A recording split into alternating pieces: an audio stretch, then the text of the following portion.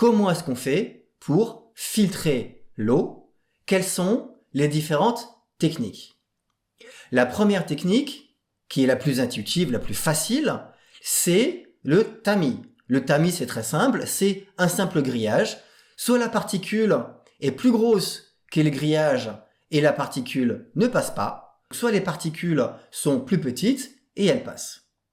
Si vous avez un tamis avec des grosses mailles, l'avantage, c'est que le débit d'eau, il est très bon. Il y a très peu de perte de charge et on y va. L'inconvénient des grosses mailles, c'est que la filtration, les petites particules ne sont pas retenues. C'est très pratique pour le filtre à café, puisque donc les particules solides du café ne passent pas, mais le liquide passe. Maintenant, on peut diminuer la taille du tamis, notamment par exemple avec des céramiques, et là on a un niveau de filtration qui est très très bon, très élevé. On a vraiment des toutes petites mailles. L'avantage, c'est qu'on arrive à retenir même les bactéries.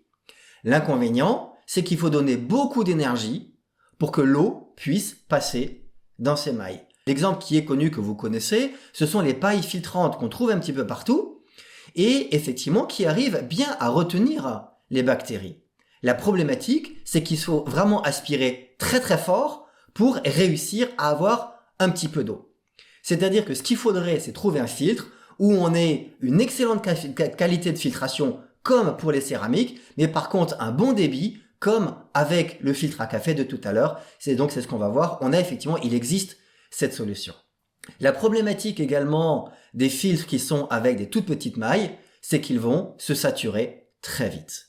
La deuxième possibilité de filtration, c'est, imaginez, ce sont les particules elles-mêmes qui viennent vers le filtre. C'est ce qu'on appelle l'adsorption, avec un D.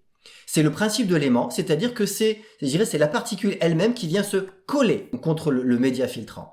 L'exemple qu'on connaît, c'est l'argile, où vous mettez de l'argile dans l'eau, vous touillez un petit peu, et vous avez les contaminants qui viennent d'eux-mêmes, tranquillement, se mettre dans l'argile. C'est très efficace. La problématique, c'est qu'il faut un petit peu de temps. La deuxième possibilité, c'est de mettre un bâton de charbon actif dans l'eau. C'est la même chose, c'est le même principe. Vous connaissez le principe des cartouches, et on a donc des cartouches à sédiments, c'est ce qu'on a vu précédemment avec le tamis, c'est le même principe, et on a donc des cartouches de charbon actif, où là, on utilise ce principe de l'adsorption, mais directement avec de l'eau sous pression, c'est le principe donc des cartouches. Alors, qu'est-ce qui se passe si les bactéries sont retenues et ne sont pas inhibées? Elles sont toutes localisées au même endroit et elles vont tout simplement proliférer et il va y avoir la création d'un biofilm. Le biofilm, c'est quoi? C'est simplement cette espèce de surface un petit peu gluante que vous avez typiquement sur une carafe que vous n'avez pas nettoyée, sur un verre qui a traîné pendant longtemps. C'est ça, c'est cet aspect un petit peu gluant et qui va boucher les filtres. Donc, si vous n'avez pas d'ion antibactérien dans le média filtrant, il va se passer tout simplement que donc les bactéries vont proliférer et au bout de quelques semaines, quelques mois, elles vont être relarguées dans le réseau. C'est-à-dire qu'il est important d'avoir un système antibactérien. Le système le plus simple, donc pour le côté antibactérien, c'est ce qu'on appelle la lampe UV, la lampe à ultraviolet. La lampe à ultraviolet ne va pas filtrer, elle va désactiver les virus et les bactéries, elle va altérer leur ADN. Elle stérilise, mais elle ne filtre pas. Une des techniques, quelque part, entre guillemets, la meilleure pour tout enlever, c'est l'osmose inverse. Le gros avantage, c'est qu'elle enlève tout. Le gros inconvénient, c'est qu'elle enlève tout. C'est-à-dire que si on enlève tout, il faut remettre des minéraux dedans et il faut la redynamiser.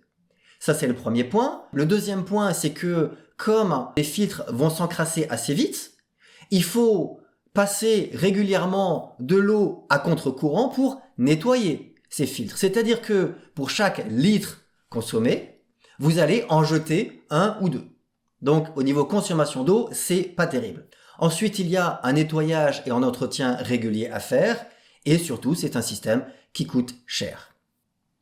Alors, la problématique de filtration d'eau, c'est une problématique qui s'est posée également à la NASA, avec toutes les personnes qui sont dans les stations spatiales. Quand elles prennent de l'eau, elles consomment de l'eau, elles vont évacuer l'eau.